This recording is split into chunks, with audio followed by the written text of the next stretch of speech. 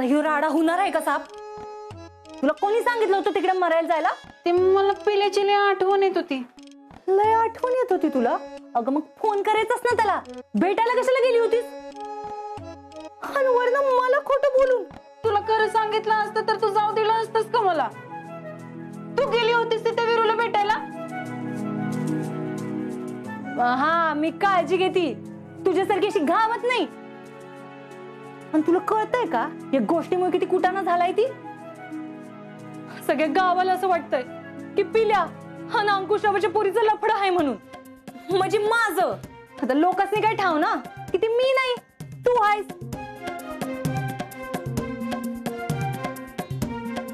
जर काही गोष्ट डॅडींना किंवा जग्गू दादाला कळली ना वैशे तर माझं डायरेक्ट लगीन लावून टाकत्याल. पण तुझ्या पिल्याची हडकं गावत्याल ना दिला. नाही नाही नाही नाही पिऊ, माझ्या पिल्याला काय बी झालं नाही पाहिजे बघ. मग सांग त्याला कुठं बोलू नकोस म्हणून, नाही तर लय राडा होईल वैशे.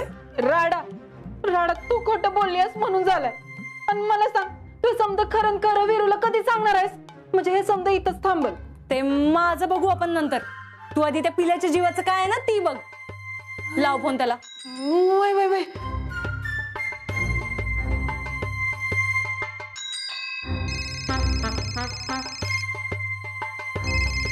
पिल्या उचल ना फोन. शपथ सांगतोय माझा त्या कॉकटेलच्या पोरीचा काय संबंध नाही. मी कुठे कॉकटेलची पोरगी कुठं? हॅलो हॅलो पिल्या. अरे पिल्या कुठं आहेस तू? वैसे हा ग तू आहेस वय.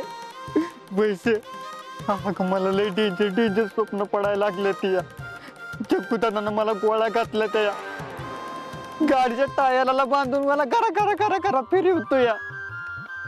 आणि गज बसून गज खालनं पेटवून दिली या. नाही नाही नाही नाही, माझ्या पिल्याला काय होणार नाही. हा तू तू फक्त का नाही हे कुणाला काय करू देऊ नकोस. अगं आता कुणाला कळायचं बाकी राहिलं या. अख्ख्या गावभर झालं या. अगं मी तू कुऱ्हाड्यात लपून बसलो या. तिथंच बस, तिथं हलू नकोस. तुला माझी शपथ आहे पिल्या. लव यू पिल्या.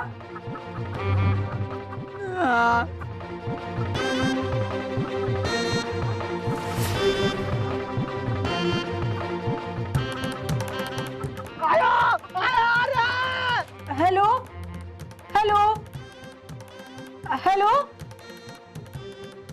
कट झाला वाटतं. पियू पिल्या बोलला कुणाला काही सांगणार नाही. यो शेतकऱ्यांचा विजय. मी एवढं उपाशी पोटी बसले त्याचा विजय. शेतकऱ्यांची वजी, नुकसानीची वजी हलकी करण्यासाठी आम्ही जे कष्ट घेतो ते तुम्ही जाणताच आहात. म्हणून आजच काय तर जीवात जीव असेपर्यंत, श्वासात श्वास असेपर्यंत आम्ही शेतकरी बंधूंच्या पाठीशी राहू. अरे वीरू ये ये बस बस. अरे तुझं कौतुक करावं तेवढं कमीच आहे बघ. मी असं ऐकलं की आज तू सीओ साहेबांसह काकीचं जे काही कौतुक केलं ना त्याच्यामुळे सगळ्या मागण्या मान्य केल्या.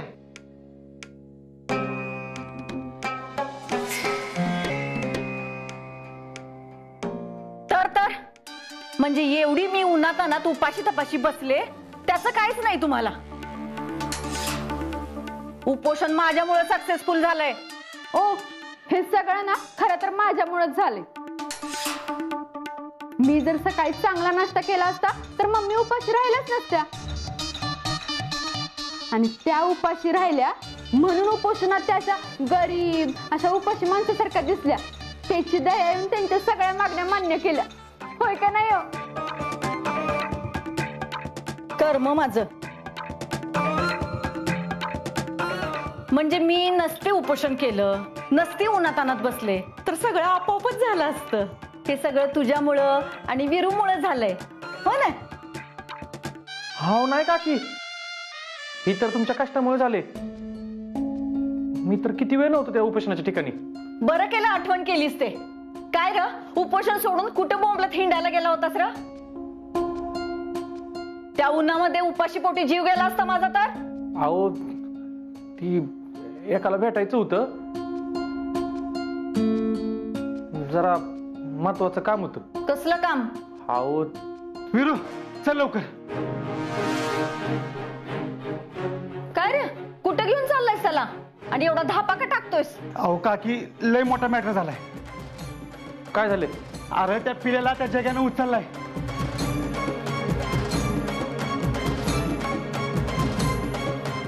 त्या पिल्याला आपल्याला काही करून सोडावं लागतंय. शेवटी आपल्या आंबोडे गावच्या इज्जतीचा प्रश्न आहे. त्या जगाच्या तर आज त्या जगाचा सगळा माझच उतरवतो बघ. बोललो तर बोललो.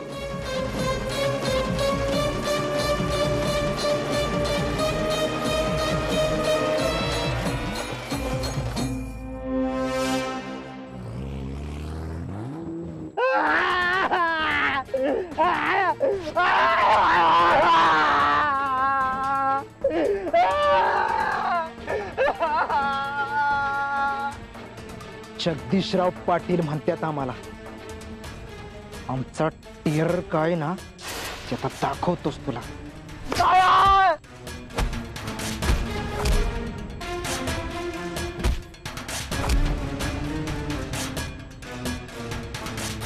आमच्या पियूकडे वाईट नजरेनं बघतोय. तुझी लायकी का रे ढापण्या?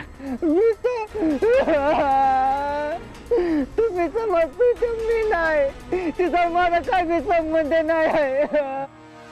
आणि गावातली सगळी पोर तुझं नाव का घेतात हा?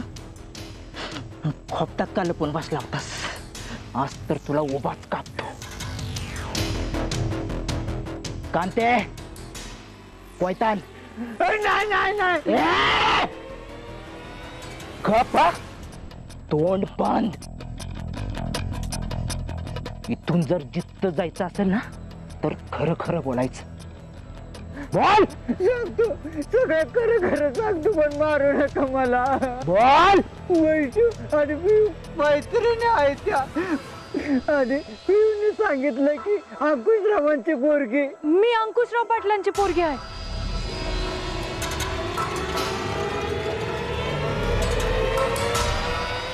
दादा तुला वाटतं का ह्याची माझ्याकडे बघायची हिंमत होईल?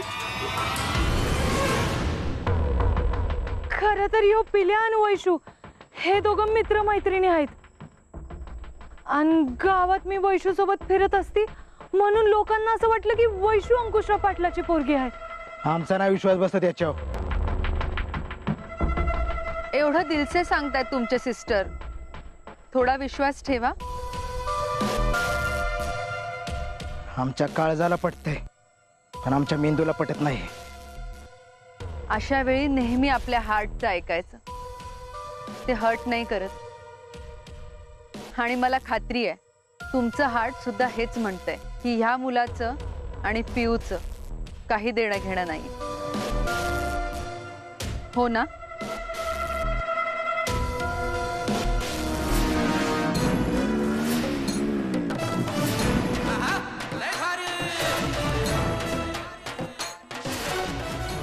भैया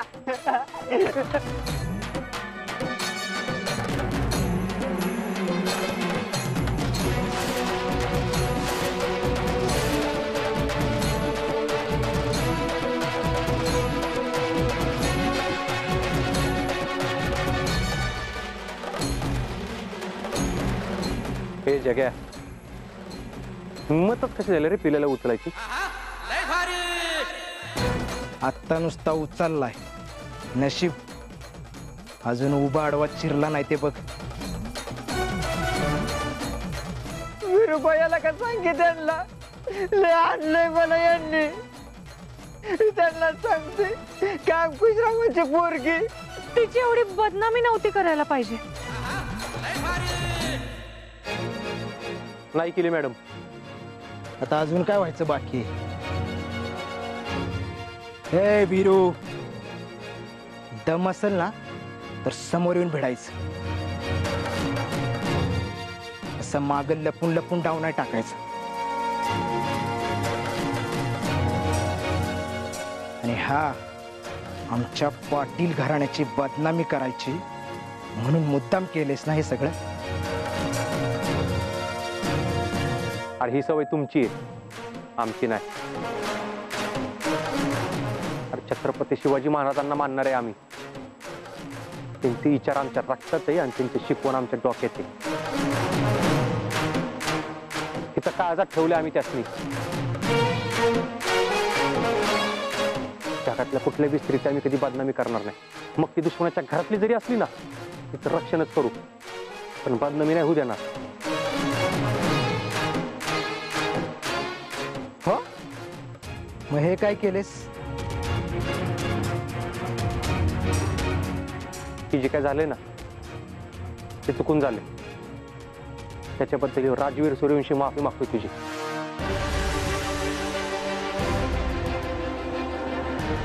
जाग्या हे विषय आता इथंच एंड करून टाक. चल पिल्या. वीरू भैया हा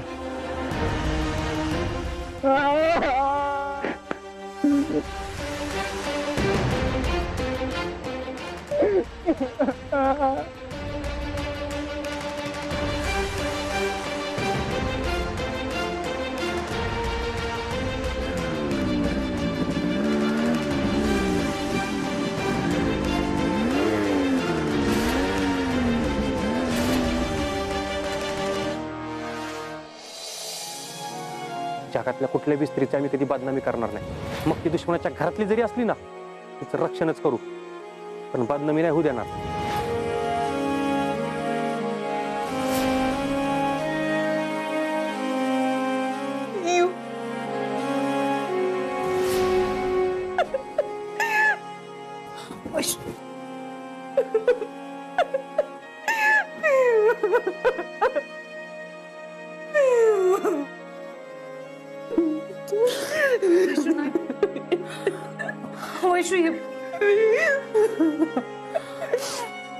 वैशू वैशू नको ना रडू प्लीज. वैशू नको ना रडू. माझा पिल्ल्या, मी ऐकलं पिल्ल्याला लय मारलंय ग जग्गू दादानी. पियू समजा तुझ्यामुळे झालंय ग पियू. तू वीरूला खोटं बोलली नसतीस, पण जर का गैरसमज निर्माण झाला नसता ना माझ्या पिल्ल्याला असं उचलून मारलं नसतं ग. वैशू मला खरंच माहित नाही मी कशी तुझी माफी मागू. प्लीज मला माफ कर ग. माझं खरंच चुकलं ग, खरंच चुकलं. मला माफ कर. माझी माफी मागू बी नको. तुला माफी मागायची आहे ना, पिल्याची माग. तोच तुला माफ करेल बघ. राहिली गोष्ट वीरूची. अगं अजूनपर्यंत पिल्यानं समजा वीरूला खरं खरं सांगितलं असेल.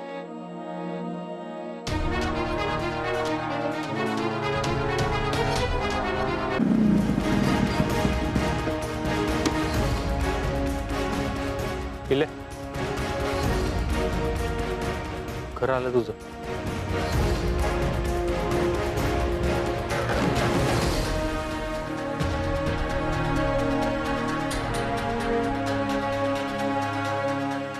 वीरू भैया बघला का माझी अवस्था काय झाली का? हे असं कधी जाऊ?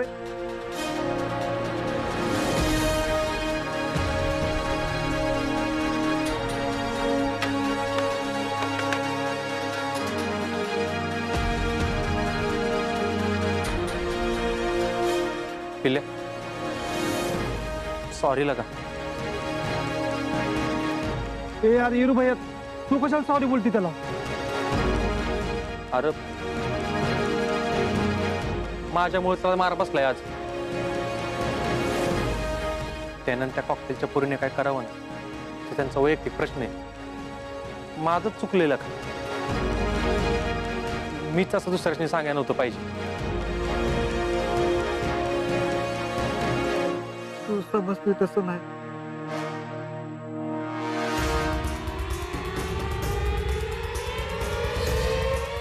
माझं आणि अंकुशराव पाटलाच्या पोरीचं लफडं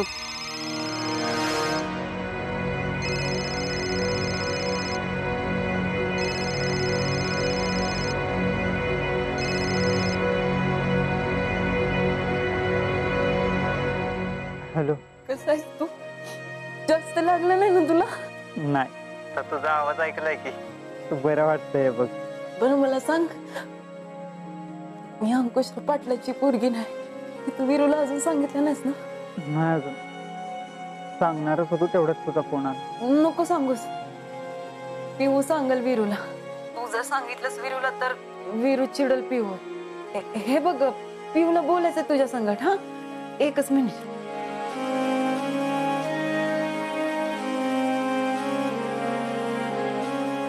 हॅलो पिलाजी, खरंच सॉरी. दादा तुम्हाला मारत असताना मला नाही वाढवता आलं. मला माफ करा प्लीज. आणि हो, मी तुझ्यावरनं वैशूला सारखे वरडत असते, पण एक सांगू, खरंच तुमची जोडी लय भारी आहे. थँक्यू. पिल्या, कुणाचा फोन आहे? अंकुशराव पाटलाच्या पोरीचा. हॅलो, वीरू बोलतोय. सॉरी, माझं चुकलं जरा. अहो नाही, म्हणजे असं सगळं होईल मला वाटलं नव्हतं. सॉरी, माझ्यामुळे तुमच्या दोघांना लय त्रास झालाय. पण एक सांगतो, इथनं पुढे तुम्हाला कोण त्रास देणार नाही. शब्द आहे माझा, बोललो तर बोललो. वय ठीक आहे. ऐका ना, एकदा फक्त माफ केलंय म्हणा ना, मनावरचं ओझं हलकं होईल. वय केलं माफ.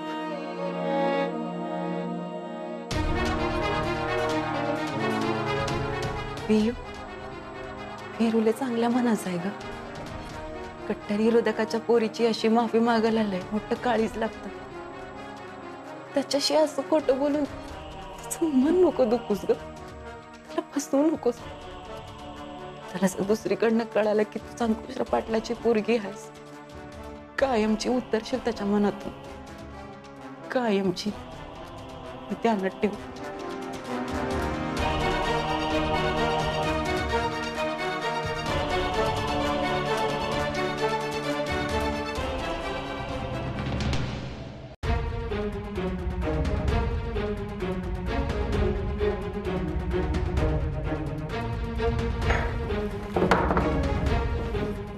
शोना, मला वाटतं आपण खरंच इथून जायला पाहिजे.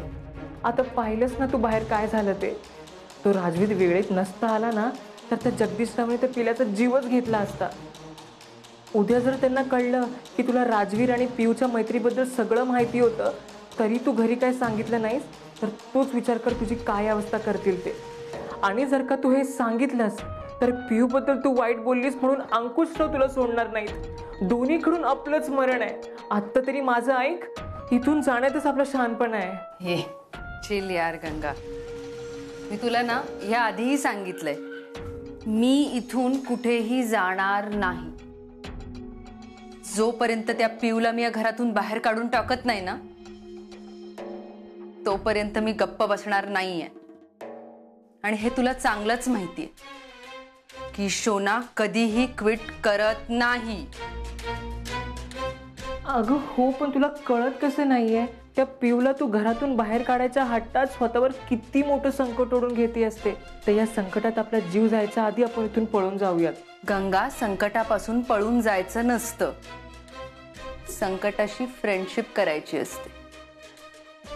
मला सांग, आपल्यावरती कोणामुळे संकट येऊ शकतं? पिऊ.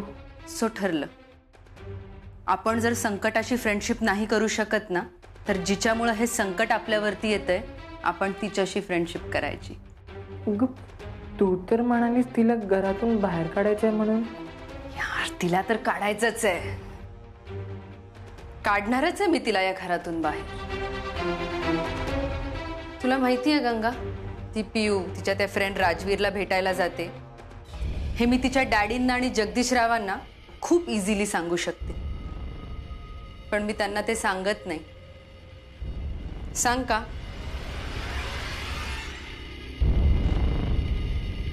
सांग का?